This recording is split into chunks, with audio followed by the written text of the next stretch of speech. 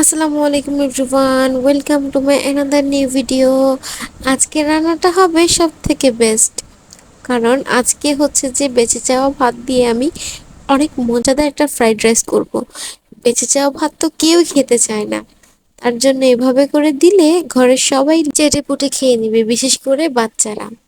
তার জন্য প্রথমে হচ্ছে যে আমি কড়াইতে তেল বসিয়ে ডিমটাকে ভালো মতো ক্রাম্বল করে নিব, মানে হচ্ছে যে ভেঙে চুরে ফেটিয়ে ভেজে নিব। তারপরে হচ্ছে যে মুরগির মাংসের মধ্যে, ছোট ছোট বোনলেস মুরগির মাংসের মধ্যে আমি একটু কর্নফ্লাওয়ার আর সয়া সস দিয়ে এটাকে ওই সেম তেলের মধ্যে ভেজে নিব।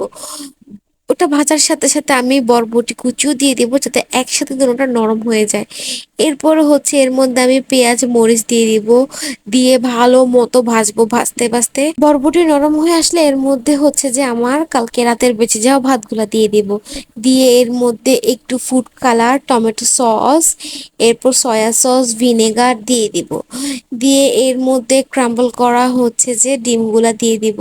দিয়ে ভালো মতো নাড়বো, নেড়ে নেড়ে একদম প্রত্যেকটা মশলা, প্রতিটা সস, কালার সবগুলো একদম ভাতের সাথে যাতে ভালো মতো মিশে যায়। এরপর যখন হয়ে যাবে তখন আমার ফ্রাইড রাইস রেডি। এটা খেতে অসম্ভব মজা, কোনো রকম তরকারি ছাড়াই খুবই খুবই খুবই মজা। সবাই ট্রাই করে জানাবেন। দেখার জন্য ধন্যবাদ।